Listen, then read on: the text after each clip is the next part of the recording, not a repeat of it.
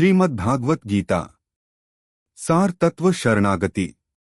अब भगवान श्री कृष्ण गीता का सार प्रस्तुत करते हुए कहते हैं कि हे अर्जुन, अभी तक के बताए गए सारी विधियों का परित्याग करके अब केवल मेरी शरण में आ जा। इस प्रकार से वह समस्त प्रकार के पापों से बच जाएगा, क्योंकि भगवान स्वयं उसकी रक्षा का वचन दे रहे हैं। क्योंकि अर्जुन अभी तक की बताई हुई दोनों विधियों को अपने निर्बलता के कारण वह समझ नहीं पा रहा था और वह इन विधियों को समझ पाने में असमर्थ था।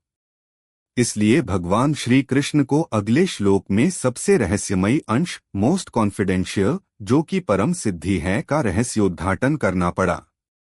1866 समस्त प्रकार के धर्मों का परित्याग करो और मेरी शरण में आ जाओ, मैं समस्त पापों से तुम्हारा उद्धार कर दूंगा, डरो मत। श्लोक 1865 सारे योग मार्ग का सार है, जिसके पालन से मनुष्य त्याग, ज्ञान, ध्यान आदि सभी क्रमिक योगों से बच जाता है और भक्ति योग में आ जाता है। श्लोक 1866 सीधा परमेश्वर का मार्ग, लक्ष्य या धाम है, क्योंकि श्री कृष्ण की शरणागति सर्वोच्च सिद्धि है। इसी को सबसे गुह्यतम, मोस्ट कॉन्फिडेंशियल ज्ञान कहा जाता है। शरणागति में जाने के लिए किसी भी योग को समझने या करने की आवश्यकता नहीं है। ऐसा कहा जाता है कि पूर्ण कृष्ण भावना भावित होकर भक्ति में कृष्ण की शरणागति।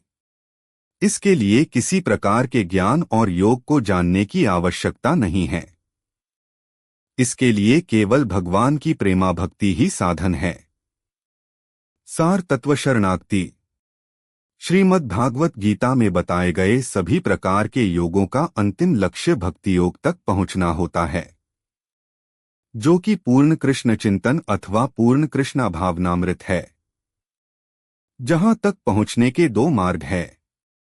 एक है क्रमिक विकास मार्ग, जिसमें कर्मयोग से ज्ञान योग, फिर ध्यान योग, उसके बाद अष्टांग योग और अंत में भक्ति योग की स्थिति आती है।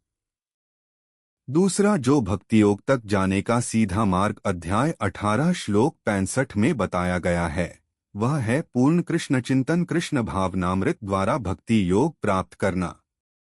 यही योग मार्ग का सार भी है। भक्ति योग के बाद श्री कृष्ण की संगति की अवस्था जाती है। शरणागति यह तीसरा और सबसे गुह्यतम मार्ग है, जो कि केवल अर्जुन के लिए प्रकट किया गया था। हरि ओम